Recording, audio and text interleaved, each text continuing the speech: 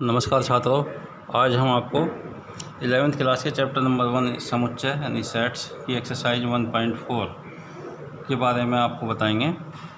इसमें देखिए हमारे पास 1.4 एक्सरसाइज में एनसीईआरटी बुक में समुच्चयों का सम्मिलन अथवा संघ यानी यूनियन और इंटरसेक्शन के बारे में आपको बताया गया है।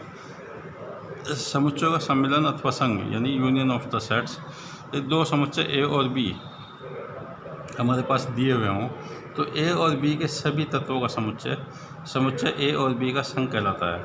इसे ए यूनियन बी यानी कैपिटल यू से बीच में चिन्ह लगाते हैं, इसका ए यूनियन बी से प्रदर्शित किया जाता है।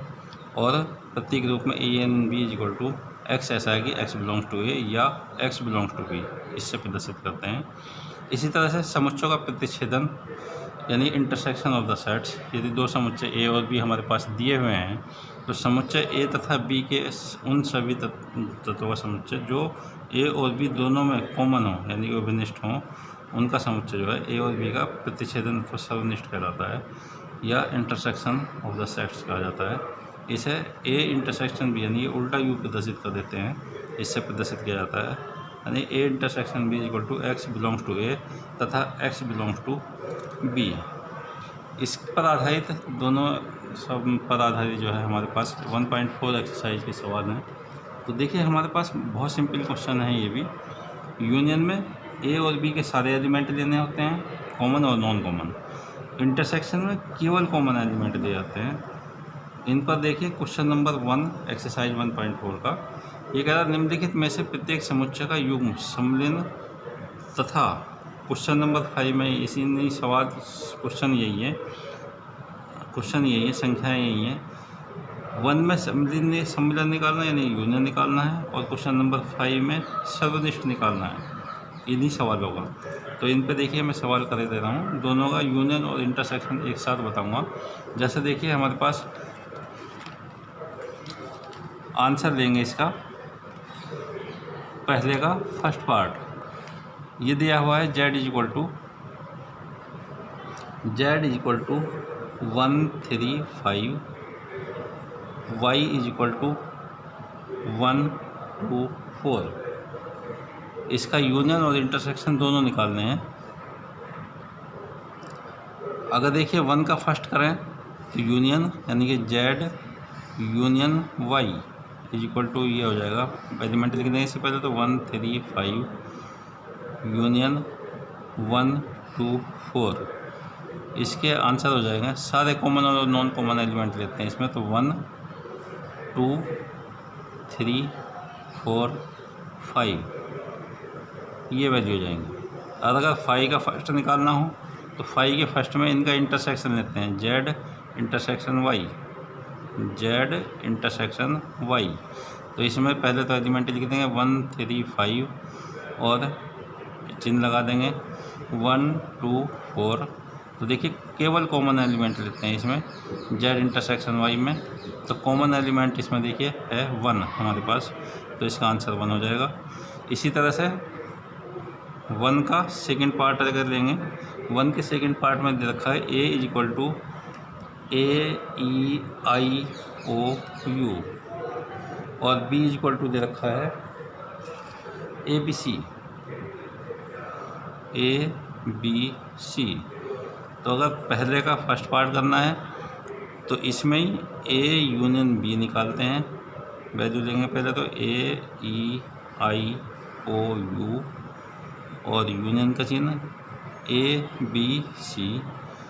इसमें सारे एलिमेंट लेते हैं तो A B C E I O U, ये आंसर हो जाएगा इसका। उसके बाद देखिए अगर इसमें ही 5 का सेकंड निकालना हो तो इंटरसेक्शन निकालते हैं, ए इंटरसेक्शन बी, इसकी वैल्यू हो जाएगी A E I O U intersection A B C. तो इसमें देखिए कॉमन एलिमेंट है हमारे पास ए, इसका कॉमन एलिमेंट ए है, तो इसका जो देखिए आंसर ए हो जाएगा। इसी तरह से पहले का थर्ड पार्ट जो दिया हुआ है, थर्ड पार्ट में ये कह रहा है ए इज इक्वल टू एक्स ऐसा है कि एक्स एक प्राकृत संख्या है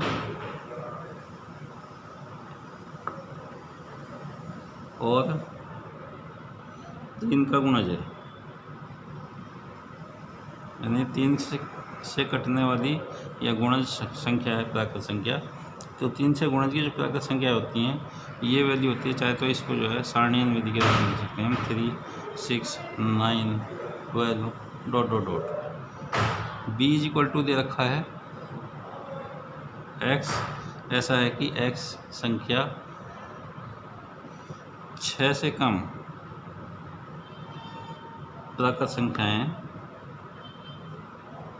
तो इसका देखिए 6 से कम प्राकृत संख्या का यदि हमें दिखाना है तो 1, 2, 3, 4, 5 ये लेंगे 6 से कम प्राकृत संख्याओं का 1, 2, 3, 4, 5 इनका यूनियन और इंटरसेक्शन निकालना है। तो अगर यूनियन निकालना हो मैं सीधे सीधे लिख रहा हूँ ए यूनियन बी, पहले का थर्ड पार्ट करना है। ए यूनियन बी में कॉमन और नॉन कॉमन सारे एलिमेंट लेने होते हैं। तो 1, 2, 3, 4, 5, 6 यहाँ तक तो सीरियल से सीधे आ जाएंगे। फिर 9, फिर 12, फिर 3 के गुणज आएंगे। 9 6 से आगे 3 के गुणज 9, 3 ... इस तरह से ये होगा इसका आंसर। और यदि हमें देखिए इसमें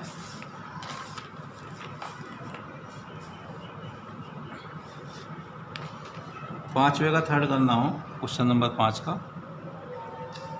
5 का थर्ड अगर करना हो हमें तो ए इंटरसेक्शन बी निकाल देंगे। तो ए इंटरसेक्शन बी में कॉमन एलिमेंट लेने होते हैं। तो देखिए हमारे पास जो कॉमन एलिमेंट है इसके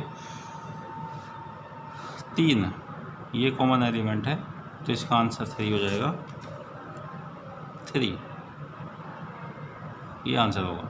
इसी तरह से इसका जो है चौथा, पहला थर्ड क्वेश्चन हो गए। चौथा क्वेश्चन है। चौथे क्वेश्चन में देखिए ये कह रहा पहले का चौथा पार्ट x एक प्राकृत संख्या है तथा और x का मान जो है 1 से बड़ा और 6 या से छोटा या बराबर है। तो सीधे सीधे मैं इसे संख्यात्मक रूप में यानी सारणीय विधि के रूप में लिख दे रहा हूँ मैं। 1 से बड़ा यानी कि 2, 3, 4, 5, 6 और b हो जाएगा इसमें b इज इक्वल टू हो गया x एक प्राकृत संख्या है तथा x का मान 1 से बड़ा और 10 से छोटा। 2, 3, 4, 5, 6, 7,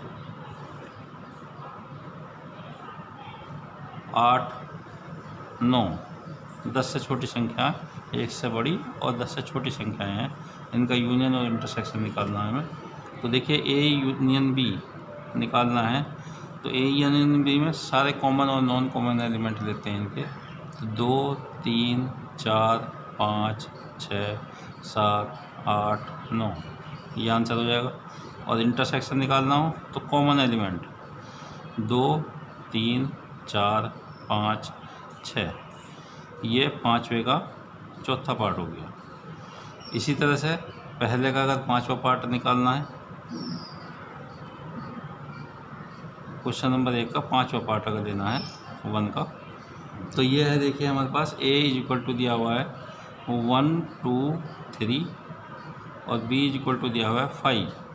तो a यूनियन b की वैल्यू हो जाएगी 1, 2, 3। 5 का कोई एलिमेंट होता ही नहीं है। और a यूनियन b तो 1, 2, 3 हो गया।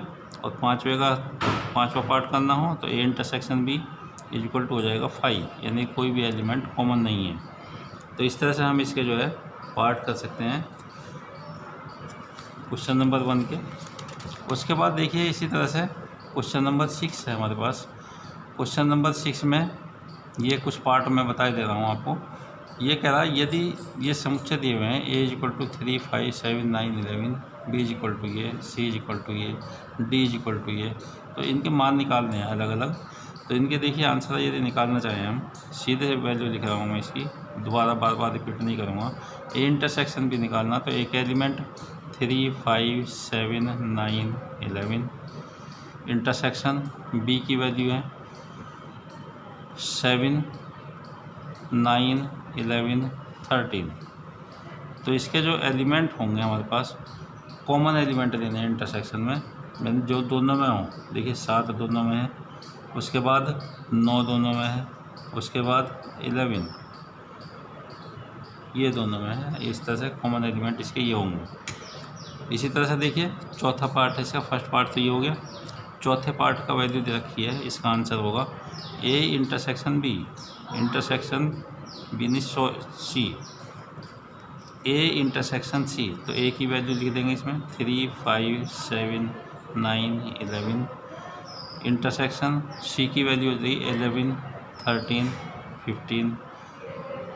इसके कॉमन एलिमेंट देखिए केवल 11 है हमारे पास, तो इसका 11 आंसर आ जाएगा। इसी तरह से छठे पार्ट में ये निकालना हमें A intersection B union C. तो सबसे पहले हम बी यूनियन सी निकाल देंगे इसका। बी यूनियन सी के लिए बी के एलिमेंट 7, 9, 11, 13। यूनियन सी की वैल्यू है 11, 13, 15। इसके एलिमेंट लिख देंगे 7, 9, 11, 13, 15। फिर तीनों की वैल्यू डाल देंगे A intersection B union C. तो इसकी वैल्यू हो जाएगी, देखिए ए की वैल्यू हमारे पास 3, 5, 7, 9, 11। इंटरसेक्शन फिर बी यूनियन सी की वैल्यू 7, 9, 11, 13, 15। और इसका देखिए इंटरसेक्शन लेना दोनों का हमें, जब दोनों में कॉमन जो हों, तो 3 नहीं है, 5 नहीं है, 7 है, उसके बाद 9 है, उसके बाद 11 है, ये कॉमन है दोनों में। तो इस तरह से हम A intersection B union C की वैल्यू निकाल सकते हैं। उसी की तरह से एक दिया हुआ देखिए 8वां पार्ट इसमें, A intersection B union D निकालना है। तो सबसे पहले इसके लिए बी यूनियन डी की वैल्यू निकालते हैं। बी की वैल्यू है इसमें 7, 9, 11, 13। यूनियन डी की वैल्यू है बी यूनियन डी की वैल्यू है 15, 17। तो ये वैल्यू हो गई हमारे पास 7, 9, 11, 13, 15, 17। उसके बाद A intersection B union D, इसका मान निकालना। तो ए की वैल्यू है 3, 5, 7, 9, 11। इंटरसेक्शन बी यूनियन डी की वैल्यू 7, 9, 11, 13, 15, 17।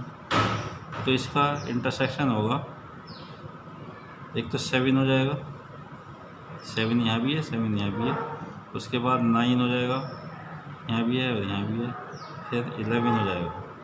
और कोई एलिमेंट ऐसा नहीं है जो दोनों में कॉमन है। उसके बाद देखिए